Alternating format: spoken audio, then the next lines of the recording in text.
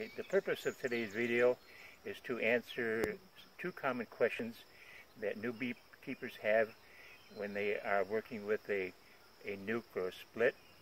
The first question that comes up is, how do I manipulate the frames within the hive body? And the second question is, when do I add another hive body to the colony? So let me get dressed and we'll see what happens inside. Okay, what we have here now is we're getting ready to transfer a nuke that has 5 frames in it in a nuke box. We're transferring it to a 10-frame nuke box or hive body. And we're centering the frames with all the brood into the center and putting the frames that do not have any brood or honey in it on the outside. Okay.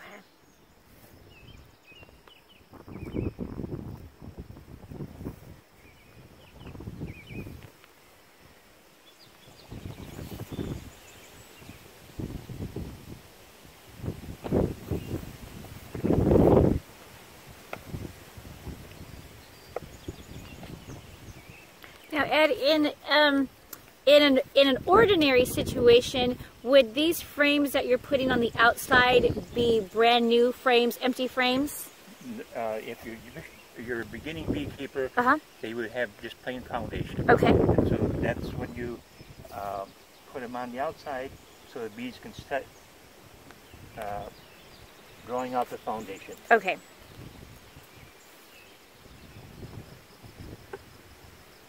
Now we've transferred the frames from the nuke box to a 10-frame hive. So that's one procedure that we're doing. And the reason for that, transferring it from the nuke box, is to give the queen more room to lay eggs to expand the brood nest. Okay, great. Now so the next question becomes, when do I put the second hive body on? So when we check our hive like this,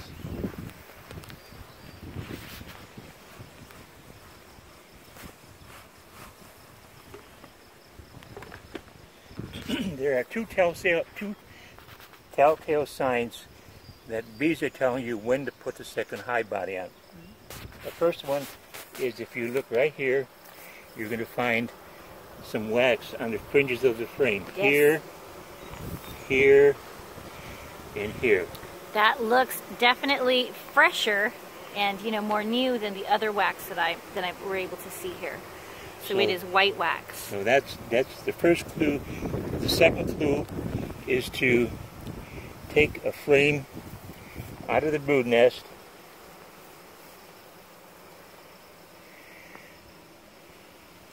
and then you look here.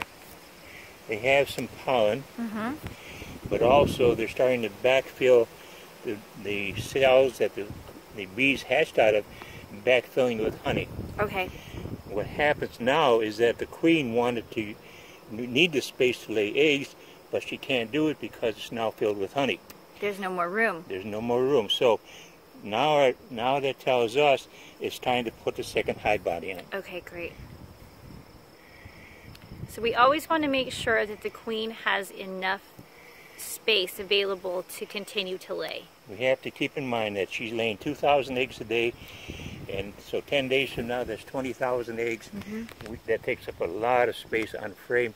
We need to make sure that we give her lots of room so that the whole colony can operate at maximum efficiency and potential. Okay, great. So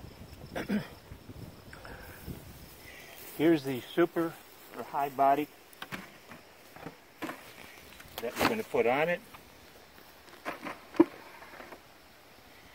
And this is all plain foundation. Okay. And yes, and this just happens to be plastic foundation, correct? This is plastic foundation. Okay. But I always, whenever I use plastic foundation, I use the paint roller, a small paint roller, melt some beeswax, and I use a paint roller to put 2 thin layers of wax over the cells. Okay. And that helps an awful lot to get the bees going. So basically you're adding like a base coat for them to begin to build off of. Correct. Okay, wonderful. And I'm sorry, is this 10 frames, Ed? This is 10 frames. Okay. I'll always keep in mind that whenever we are working with plain foundation, that we want to put 10 frames in the box. Okay.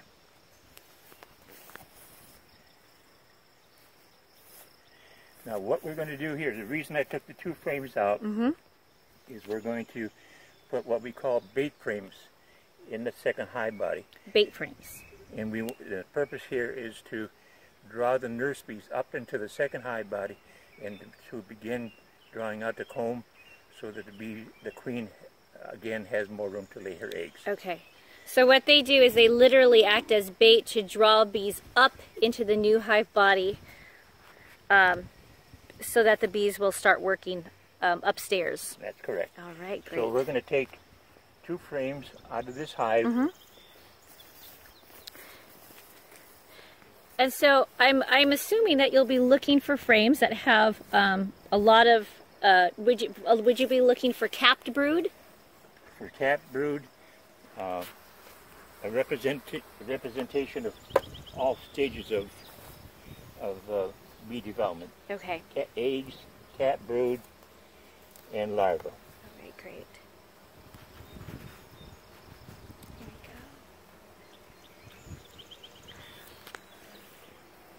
So the capped brood is very evident. Do you see anything else here that would satisfy your requirements? You can see here too is a good example of they're backfilling the cells with honey. Yep, you can absolutely see that already. You can see they put pollen in there, they're putting honey in there.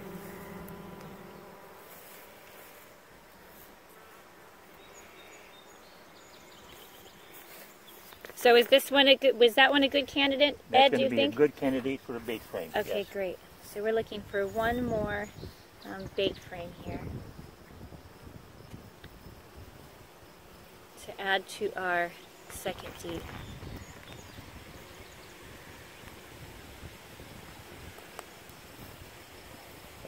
That's a nice queen. Oh yeah, that's a very strong laying pattern there. Ed, at this point, does it matter if the queen travels with your bait frames up to the second deep? No, that's Okay. a good question.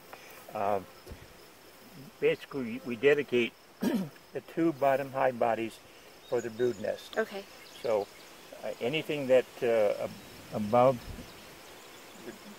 the 2 hive bodies above the bottom board is dedicated to the bee's nest, and once you get above the top of the second hive body and you start giving that white wax on top of the frame, that tells you now it's time to put on honey supers. Okay, excellent. All right. And I see that you're doing a good old switcheroo here. So he is replacing the frames that he's going to use as bait frames with some fresh frames here.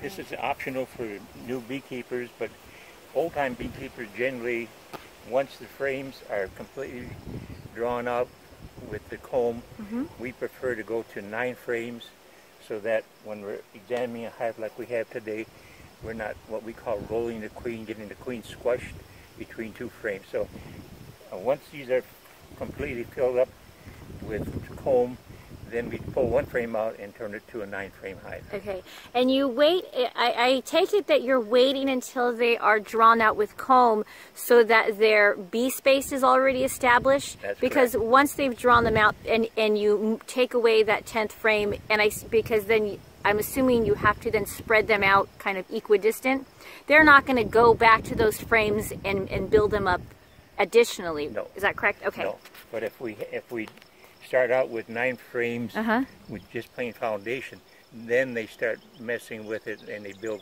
comb in between the frames. So that's why we started with 10 frames. And then take 1 away? Yes. Okay, and that makes sense.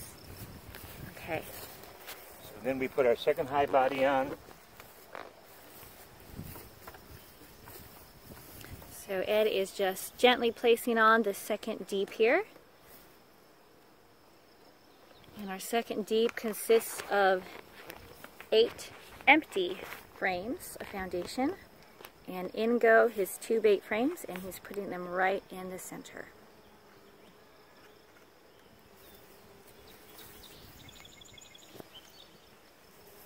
And in goes the last.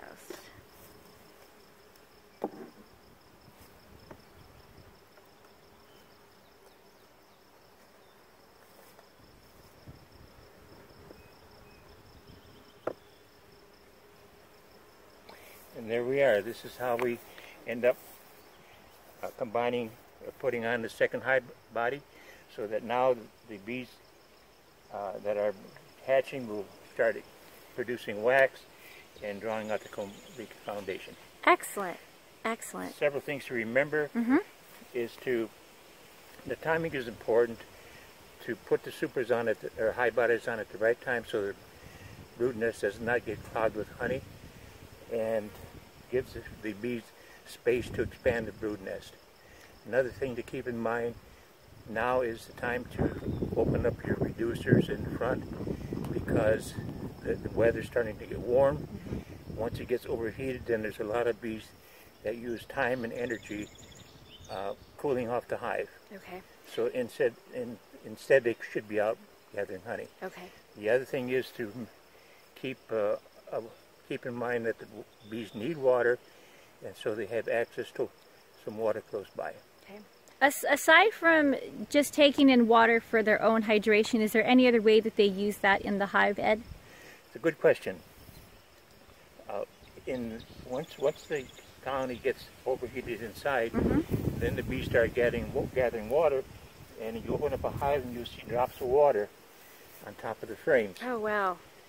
And what happens then is that the bees at the entrance will blow air into the hive. The air passes over this water, evaporates, cooling the air, and the bees pull the air out again, so it's a natural air conditioner for the colony. Smart ladies they are. That is amazing. That they are. All right, so it is doubly important that they do have a good source of water close by. Yes. Okay. When you say close by, for example, my hive, there is not an immediate source of water on my own property, but about half a mile to 3/4 of a mile, there is a stream nearby. Would you consider that an adequate water source, or close enough? That's an excellent water source. For some reason, they prefer natural water versus city water or something they would get from the well. So a spring or a pond is an excellent source. They could travel up to 2 miles for a water source. So that would be an excellent water source. Okay, wonderful. Excellent. So at this point, Ed, we've added our second deep. We have 2 bait frames in the center here. What would we need to do now? Okay, so the next thing is just monitor the brood nest.